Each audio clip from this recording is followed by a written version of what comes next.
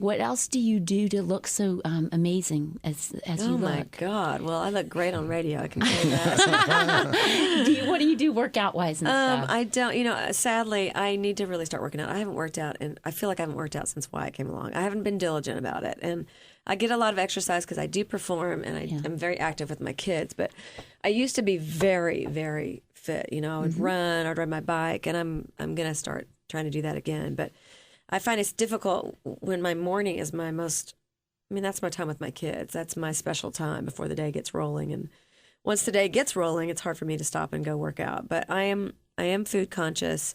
I am very active. But I couldn't stress strongly enough that exercise is what keeps people sharp. It's what keeps your body young. It's what keeps your mind sharp. Clearly, not being able to think of the word potassium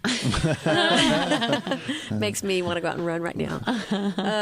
But yeah, I think part of it's attitude too. I'm happy, and I've been through a lot, and I think you come around to having a different sort of point of view, and it shows. Mm-hmm.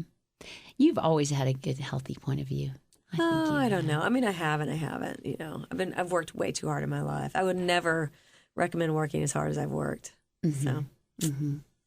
I did read something where you talked about that, how the effects of stress on your health and all that kind of stuff. Absolutely. And I do, I think there's not a doctor on the planet that would correlate directly cancer or other diseases to stress, because nobody can really prove that. But I think that your cellular makeup and the productivity of your cells is deeply affected by stress. And I got diagnosed at a point when my life was very, very, had spun very far out of control and felt very toxic to me. Now, they'll say that by the time cancer shows up, you probably had it for 5 years or so.